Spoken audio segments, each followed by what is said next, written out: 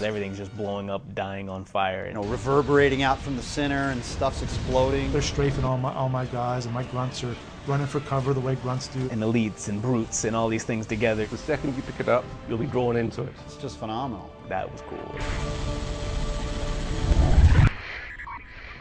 When we started Halo Wars, I think it took us a while to get into the mindset of less is more. The simple controls and simple gameplay is actually just what people want and what's more fun anyway, so we always pull back towards that.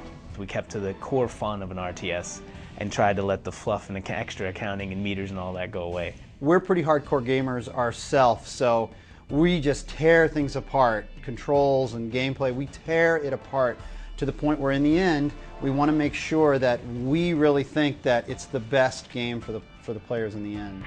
The civilians have no cover. They're dead without military support. There are a lot of ways to play this game.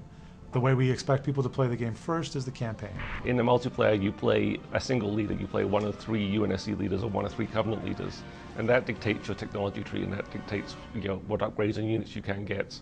In the campaign, it's much freer because you're playing as the whole of UNSC, so it's more mix and match. But then they can also play skirmish.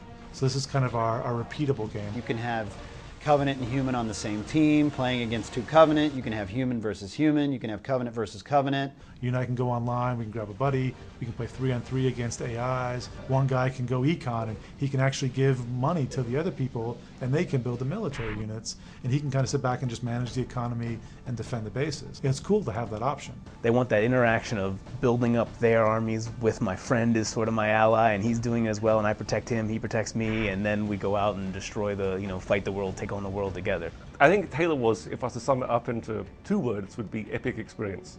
And you get that when you play in the campaign mode, and you get that when you play online.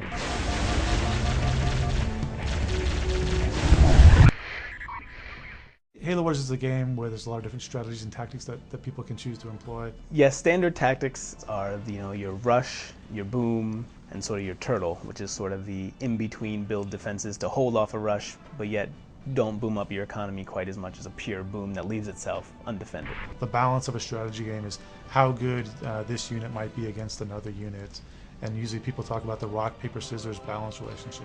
You don't want one strategy that will always beat everything, because then there's not much strategy to the game. I like to rush other people. I'll tend to play Captain Cutter, and I'll build an elephant. I'll just start churning out infantry, and I'll be in your base attacking you within like 30-40 seconds. I'll absolutely crush you and wipe you from the map. The one I like is the dual scarab strategy for the Covenant. You can only have one of them with your default population limit. You have to actually go get a technology to increase your army size to actually get 2. But you take 2 Covenant scarabs, you can train some engineers, which are the Covenant units that heal other units.